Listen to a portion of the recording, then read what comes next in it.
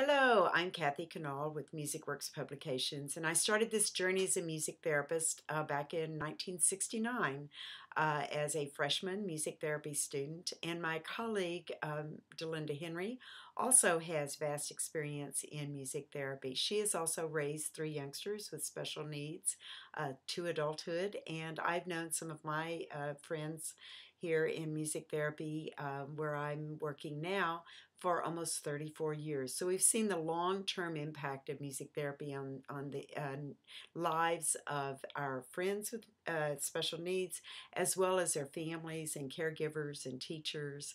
And so we wanted to share some of that information with our fellow music therapists. In 1982, we started MusicWorks Publications, and we provide e-courses. E-courses are basically a workbook which you receive via email. You can read it on any device, very easy to read on any device, or you can even print it out and follow along with it. And an audio discussion. The audio discussion has our sharing points and practical tips and practical things that we've learned as music therapists that might help impact your practice. You can take those e-courses, put whatever you learn, integrate it within your practice, and if you want to, at that point or at any time in the future, earn CMTE credits for just $5 per credit hour. So it's a very simple process, and we walk you through every bit of it. You can find on our website, you can find dozens of e-courses. They're practical, down to earth, step by step, field tested. What do you do if you want to help a person communicate more effectively, no matter their disability or level of functioning, or if you want to help a person become more self-sufficient, or in music therapy, if you want to help them maintain focus despite their the distractions of their autism or their dementia or their behavior issues. How do you manage an unruly group of teenagers, or an apathetic group of teenagers or preschoolers or individuals with dementia? How do you manage difficult behaviors? How do you maximize a group experience for every individual in a group, even if you have very diverse needs within that group? So all sorts of clinical strategies, music therapy interventions, and ideas and tips, again, very practical. And then along the lines of professional issues, what about assessments?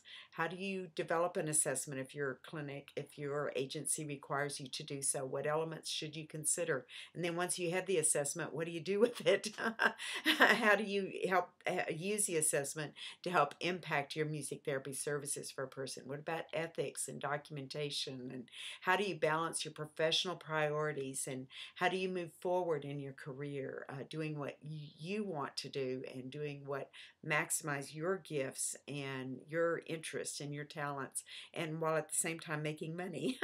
And how do you weather that storm if your agency, if you lose a job, or if you move to a place that doesn't have music therapy services, doesn't have a music therapy position for you? How do you start a new practice? How do you develop a new job or a new position, or expand a music therapy department?